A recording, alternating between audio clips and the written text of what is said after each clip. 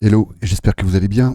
On est aujourd'hui le 21 août 2025, il est presque 7 heures et aujourd'hui je vais faire un petit biais daily, juste pour rebondir un petit peu sur ce que j'ai fait et sur ce que j'ai produit hier, en l'occurrence un autre biais daily qui, en tout cas pour la session d'hier, c'est plutôt réalisé comme je l'attendais, c'est-à-dire on va aller sur le dollar et on va aller chercher les unités de temps, voilà, en une heure. On voit bien, alors ça c'est ce que j'avais dessiné avant-hier. Donc je m'attendais, suite à ce draw on liquidity ici, à une réaction baissière du dollar, à un rebond. Alors c'est vrai que moi je m'attendais à ce qu'il aille chercher un peu plus bas sur cette FVG 1 heure et sur ce New Day Opening Gap du 12 août. Il n'y est pas allé, ce qui vient un petit peu renforcer mon idée que ce rebond du dollar ici serait plutôt dans le registre de la manipulation et que cette consolidation ici, on va aller cette fois-ci en 5 minutes, autour du New Day Opening Gap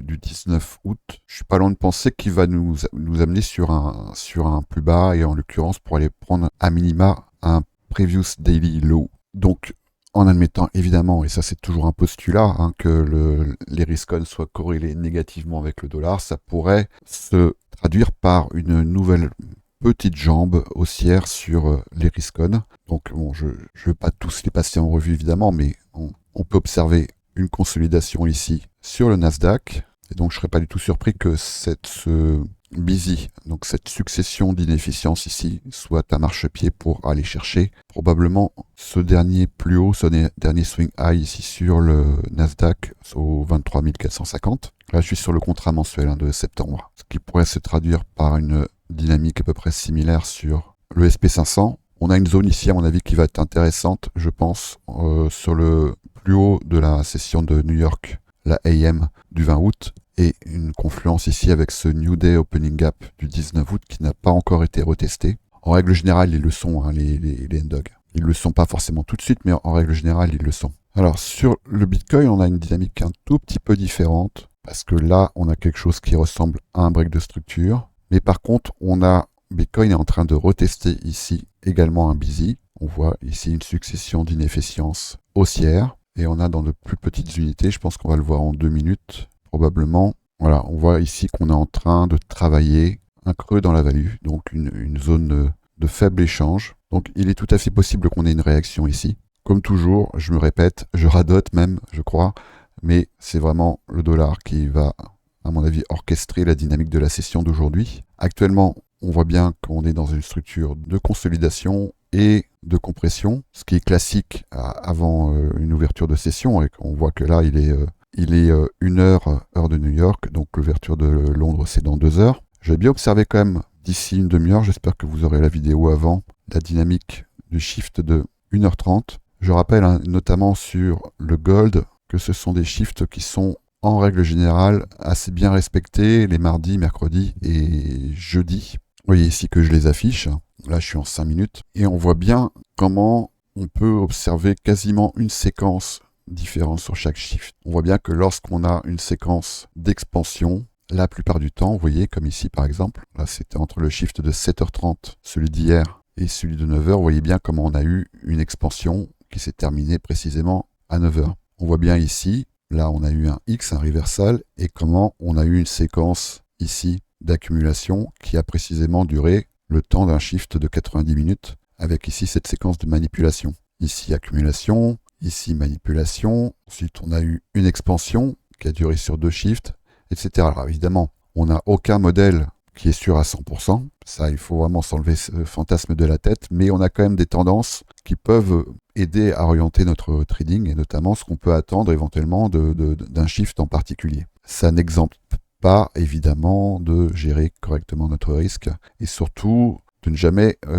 tenir pour acquis un mouvement quel qu'il soit. Et ce que je vois beaucoup actuellement sur les réseaux, y compris d'ailleurs dans notre propre Discord, c'est cette certitude qu'ont certains, et je peux le comprendre parce que c'est vrai que ça paraît tellement évident, que Bitcoin va aller prendre son previous weekly low, qui est donc à 111 840. Alors pour être franc, pour être très honnête avec vous, je pense qu'il va aller le prendre, mais c'est peut-être pas pour tout de suite. C'est peut-être pas pour tout de suite. parce que là, on sort d'une dynamique baissière en H1, on le voit bien, qui dure depuis un certain temps et qui laisse derrière elle que des ordre blocs qui n'ont pas été retestés. Donc évidemment, ici, ça constitue des zones de stop qui sont assez évidentes. On a tout un paquet d'inefficiences qui n'ont pas été retestées, notamment le Previous Daily High au 119 184. Et je vous invite à aller regarder votre charte et à regarder le nombre de fois où le prix a laissé une zone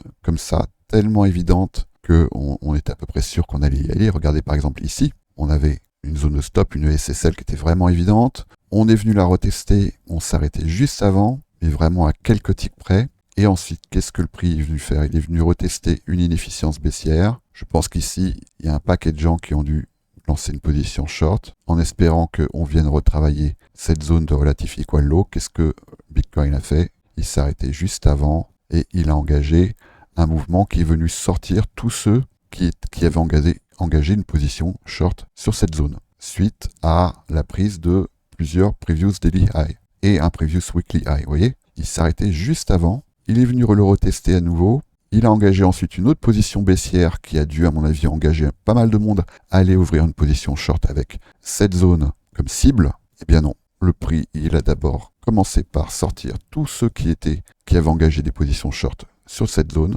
et au final, on a eu ici un sell-off et un draw on liquidity. Voilà, donc après, peut-être qu'on va y aller aujourd'hui, c'est possible, mais moi je ne serais pas du tout surpris que Bitcoin ici piège beaucoup de vendeurs dans cette zone, ici, ici, ici, et pourquoi pas même ici. Donc c'est sûr que là, on a une dynamique qui est engagée, qu'on voit bien en 5 minutes, on a bien ici un market structure shift, on a bien ici une jambe baissière, mais il va falloir, je pense, quand même bien se méfier de ce que le prix va réaliser aujourd'hui. Ajouter à ça, et là c'est à mon avis presque un critère invalidant pour de l'intraday, mais bon, après vous faites bien ce que vous voulez, mais en tout cas il va falloir être très prudent, c'est qu'aujourd'hui à 7h30 heure de New York, c'est-à-dire 13h30 heure de Paris, on a les chiffres du chômage, 8h45 on a d'autres news, le Flash Manufacturing PMI, et vendredi, il ne faut pas oublier, à 9h heure de New York, on a le discours de Powell. Donc c'est pas des news échos qui ont la réputation d'être ultra impactantes, quoique.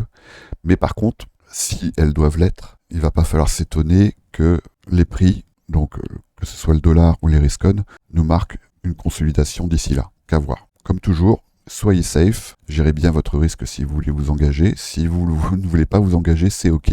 J'estime que c'est pas forcément l'idéal actuellement vu le contexte actuel.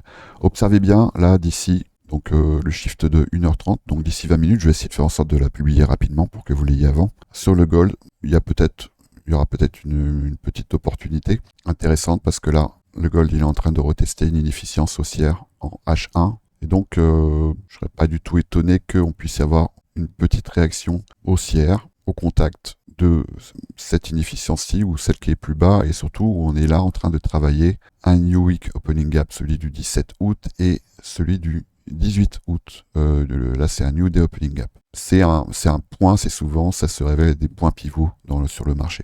Comme toujours, n'hésitez pas évidemment à vous abonner, à liker cette vidéo, à poster un commentaire si vous avez des questions ou des remarques. Et je rappelle également, pour ceux qui ne l'ont pas vu, que j'ai partagé hier une vidéo, la voilà, qui à mon avis devrait intéresser certains d'entre vous. C'est une belle opportunité à mon avis et il y a actuellement une offre que je fais qui est valable jusqu'au 19 septembre et qui vous permet d'avoir de grosses réductions et de pouvoir trader en décentralisé. Donc n'hésitez pas à y jeter un coup d'œil. C'est donc la vidéo que j'ai publiée hier. Bonne journée!